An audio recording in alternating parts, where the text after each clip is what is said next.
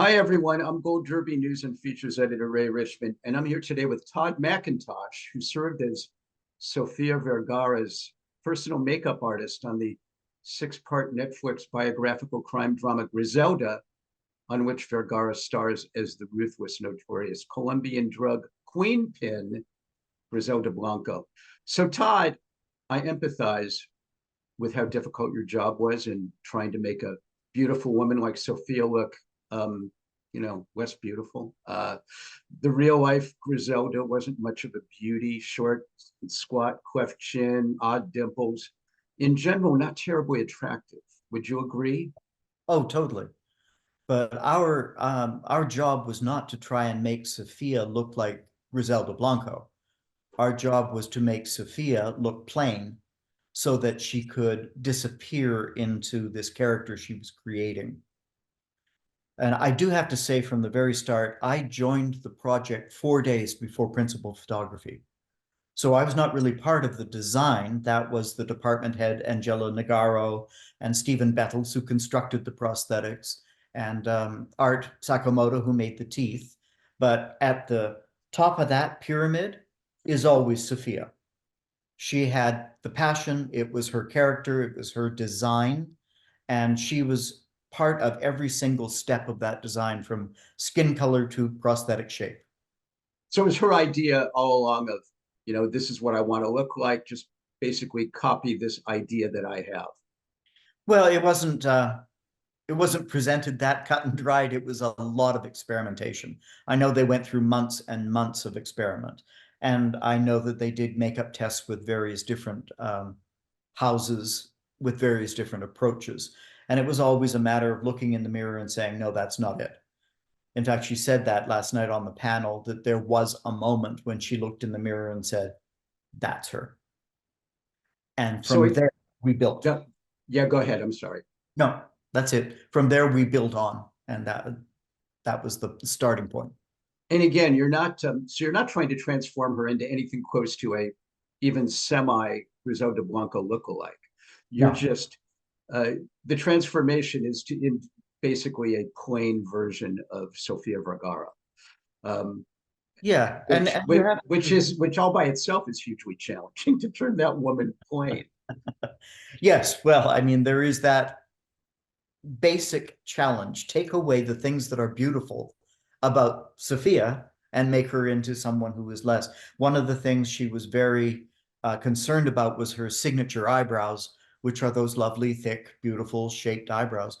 So eyebrow covers were the first part, and then false eyebrows went on that were thin and arched in that 1970s shape, because of course there's not only that, there's the beauty makeup and the rest that is 1970s and presents this woman. It's a cross between period makeup and character makeup. So how was makeup different in the 70s and I guess early 80s, Todd, than it is today? And how did that impact your job with her? Well, that's a good question. About every decade or so, styles of makeup seem to change and they repeat. So the 1980s was a repeat of the 1920s. Styles and colors and things sort of flip flop. And as you get into the 70s, there were some very specific things, particularly that sort of sharp corner eyeshadow that was kind of fashionable. But when you're doing this kind of work, it's not really about specifically what was happening on August of 1977. It's what's happening internally in that character in that time. So we see Sophia at the beginning, excuse me, the Griselda at the beginning, looking like a pampered housewife. She's definitely made up and everything, but it's softer. And we move through the stages where she's building her new character with her new life circumstances and trying to fight with all of these men, and the makeup gets sharper. And this is true to Blanco. She did wear a lot of makeup, not specifically this style that we created, but she was wearing a lot of makeup. So we kept that. And we had to do things like balancing. In the 70s, there's a whole range of lipsticks. What lipstick expresses this character in this moment? So we move from these lighter brown shades into these darker, more maroon shades as she takes control. But then she hits the pinnacle in episode 5, and everything is paranoid, everything's falling apart, and we move from browns to blacks. And then the makeup starts to get smeared, and her lipstick starts to get all odd. And we hit that moment, and the next morning she wakes up sort of just a few soft remnants of it, so that we're fooled into thinking we're going back to innocence. She didn't wake up messed. She woke up, okay, I can start a new day. What's coming at me now? And then when she gets up, she puts on her lipstick. That was a very specific character choice, because she's halfway between this lost innocent and this monster. And that's when she discovers she's responsible for killing the child, and everything roller coasters from there. And then we have her going to prison. So now we're looking at not just making Griselda older. That's not the plan any more than making Sofia look like Griselda. It is to make her look haggard, make her look rough, like Tired. this. Yeah, it's all dependent on her. All of her plans are gone. So that's a basic stretch and stipple makeup with a neck waddle appliance. And we left makeup on because we actually found out that the real Griselda did wear makeup in prison. She had access to it and wore it. So we left that part of her still intact. How did that serve the real Griselda Blanco, I wonder, Todd, to to have, well, to be wearing makeup all along? I mean, did she want to be softer? I mean, if you could enter her head, I know that you obviously didn't know the woman, nor did anyone working on this production. However, I mentioned if you could get inside the head of someone like that, how did it help? And did you emulate her makeup looks in the look of Sofia that you were using? To a degree. I mean, the fact that we knew she wore a lot of makeup was all we needed. The next step was, what was the style that Sofia and I felt looked like the character she was building? And I mean, it's fiction. It's not a documentary. So we're building a character. Just the way she was slumping, and her whole posture changed, her shoulders rounded. She was stomping her feet more. Sofia was disappearing. All of the beautiful woman was disappearing into this character, and the makeup had to sort of help her do that as well. This isn't makeup Sofia would wear. This is makeup that is the style Griselda might have done it. Now, you're talking about getting into Griselda's head. If you look at what she did, she killed over 250 men. She was driven in a way that makes her, she's obviously a psychopath of some form. And you have to look at, what does the makeup do for her? She wasn't trying to look softer. She was trying to look more powerful. She was trying to use all of her feminine attributes in the opposite of becoming more masculine to work with the men. She became a more powerful woman to work against those men and enter into her own realm. So the makeup is her persona. I mean, that it's her defense. And still the little bit of her that is left in prison that is the strong godmother. See, I would have thought that she would be trying to look more masculine in order to compete in a man's world. And that would mean less makeup and much dowdier and more natural looking. But you're right. I guess makeup can be used almost as a visual weapon in itself, in order to be harder and more, I don't know, maybe remote in her appearance. What were the prosthetics you were working with in addition to the traditional makeup, Todd? Because we hear it took 3 hours to apply everything, but that wasn't, she wasn't in your makeup chair for 3 hours. That's right. They keep saying that makeup took 3 hours. It's a shortcut in speaking. My part of it was an hour and a half. That was 3 prosthetics, eyebrow covers, and a nose. and then beauty makeup on top of it and all the blending. And then the rest was the wig and the hairdresser doing his job, and then body makeup and wardrobe doing their job. That was the 3 hours. So what production saw was 3 hours before she hit the set. And when you did a fantastic job with all of this, Todd. I mean, there isn't a shred of Gloria Pritchett on that Griselda screen, sir. So, you know, do you work as Sophia's personal makeup artist apart from this project, or was strictly on this project? No, I met her 4 days before filming. Wow. That was it. When, what was the process for your hiring, and how did that work? Is it just your reputation in film and TV? Well, I know that they were going through a rush at the end because they realized, I think, they never actually told me, but I'm assuming this is what happened, is that Angela Nagaro, the department head, was going to put the makeup on with her second, but she had all the other cast. And all the other characters went through their changes too, with beards and all the rest of that. And I think it was felt by someone up there that Sofia needed someone just to her, dedicated to her, that wasn't going to have anything distracting from looking after her. And that's why they were at the last minute going for someone. And I guess my name was entered into the pool, and I happened to have just been finished doing what I was doing on Orville, and I was available. So I went in, I did a test. She said, okay, this guy's okay. And we entered into this massive rush to get her looking like she's supposed to. And then this was several months. The job was several months for you. The job was several months, but there was a break in the middle because she had to go back and do America's Most whatever. And that took the time. America's Most, I would love to see that show. America's Most whatever. That's pretty much where reality TV is heading, I think. Which of her facial features, Todd, were the most difficult to alter? You mentioned the eyebrows. I guess it's because she has naturally thick eyebrows that you had to eyebrows, and they're beautifully arched in a very modern look. And that was one of Sofia's things right from the very beginning, that she wanted to take that away.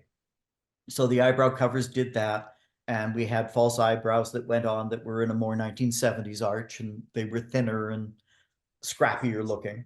And the nose took away, you know, her beautiful nose tip, and it widened the nose at the end. So that helped do that. And then the teeth not only made her teeth uneven, because that was another thing. When you look at Sofia, she's got those beautiful, even white teeth.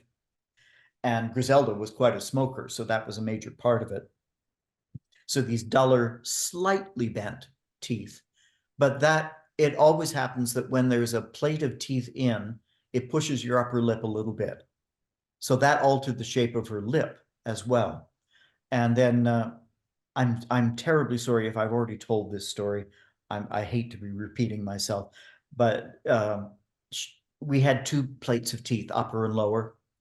And Sofia speaks so rapidly when she's speaking in Spanish, she was having trouble enunciating with both those plates in. So we took the bottom plate out and painted her teeth from that point on so that she had diction. She could actually. I was going to say, you know, and you had not told that story yet, Todd. So thank you. You know, I was going to ask, you know, with all these the makeup and prosthetics and this stuff in her teeth and everything, how might that? And I guess you partially answered it. How might that have limited Sofia's ability to move her face and emote and enunciate and speak? I would imagine, especially for someone that never had any of this stuff before, that was a real, and who's on top of it all, you know, in the middle of her first dramatic role. That was a lot for her to be juggling and carrying around, and you know, and also be on screen for literally every scene. I would imagine part of your job was simply to make her feel comfortable in her own skin. Well, there was that too. I mean, professional makeup artists have various ways of dealing in these situations. Mine is always to be as quiet as possible and out of the way, as not a distraction. So I sat by her, I sat near her, I watched her, as she came off set and she started to pull the teeth out, I was 2 steps behind her and she just put her hands back there and it was done. So she could concentrate on all the other stuff, the other actors, the director, trying to get the scene right, trying to get all of that. She used the hour and a half with me to go over her lines on her phone. She had her headphones in and she was doing that while I was applying everything. So she was already so passionate about the character that it didn't really matter what she was going through. She needed to get to that point. Then when she's happy with how she looks, she can perform. Were there times where she got frustrated with the whole process of, oh God, I can't believe I have to put that on again, and oh Jesus, why can't I just sit down and do this? Did she ever get frustrated by that? Well, sure. I imagine almost any actor who has to go through that would. Imagine characters that are fully aliens for every single scene they work in a sci-fi. I mean, every morning is a 2-hour makeup process. You have to be a certain kind of person or have a certain kind of passion for it to be able to go through that. And I think while Sophia might not, in just a general job, really want to deal with that, this was a passion project. And that changes your attitude about what you're going through. But certainly, I think one of the toughest areas for her was after filming a full day's work, all that stuff has to come off. And it's all glued. So we're talking about peeling the eyebrow covers very gently so we don't peel her own hairs out of the glue. And she was finding the process taking too long.